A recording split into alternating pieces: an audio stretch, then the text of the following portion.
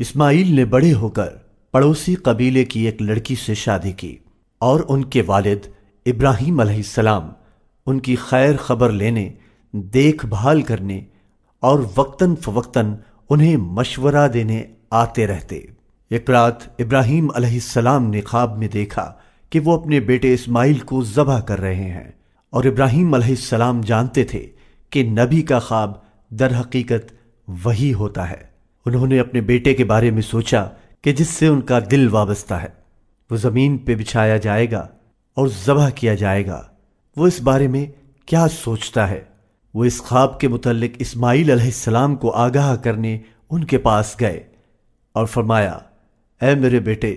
میں نے خواب میں دیکھا ہے کہ میں آپ کو ذبح کر رہا ہوں، آپ کا اس متعلق کیا خیال ہے؟ اسماعیل علیہ السلام نے ایک لمحے کے لیے بھی ہچکچاہٹ محسوس نہ کی، بلکہ انہوں نے اپنے والد سے فرمایا،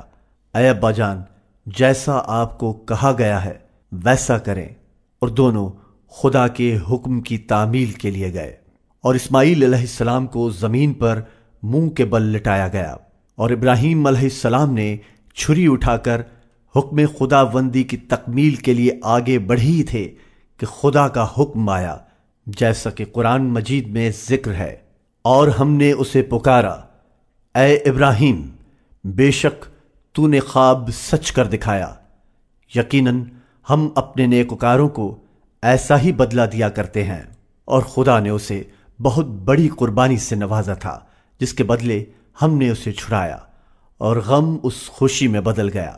اور اس دن کو آنے والی تمام مسلمان نسلوں کے لیے یوم عید بنا دیا۔ فلما بلغ معه السعي قال يا بني إني أرى في المنام أني أذبحك فانظر ماذا ترى قال يا أبت افعل ما تؤمر ستجدني إن شاء الله من الصابرين فلما أسلما وتله للجبين وناديناه أن يا إبراهيم قد صدقت الرؤيا إنا كذلك نجزي المحسنين إن هذا لهو البلاء المبين وفديناه بذبح عظيم۔ ایک بار پھر جب حضرت اسماعیل جوان سال ہوئے تو ابراہیم علیہ السلام ان کے پاس آئے اور ان سے فرمایا، اے اسماعیل، خدا نے ہمیں کعبہ بنانے کا حکم دیا ہے، اور پھر انہوں نے وہ کر دکھایا کہ جس کے لیے بہت سے لوگ درکار ہوتے ہیں، بہت گہرائی میں بنیاد کھودنا،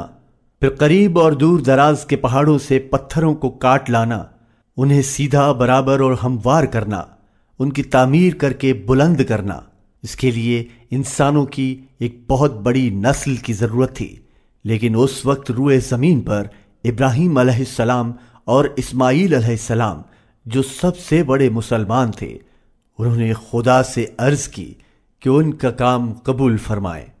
اور انہیں مسلمانوں میں شامل کریں، اور انہوں نے خدا سے درخواست کی کہ اپنی اولاد میں سے ایک مسلم قوم بنائیں اور ان کے لیے ایک رسول بھیجیں۔ تو خدا کا جواب آیا کہ یہ قوم اسلام کی قوم ہے، اور پھر وقت مقررہ پر خدا نے اپنا رسول محمد بھیجا۔ وَإِذْ قَالَ إِبْرَاهِيمُ رَبِّ اجْعَلْ هَذَا بَلَدًا آمِنًا وَارْزُقْ أَهْلَهُ مِنَ الثَّمَرَاتِ مَنْ آمَنَ مِنْهُمْ بِاللَّهِ وَالْيَوْمِ الْآخِرِ قال ومن كفر فأمتعه قليلا ثم أضطره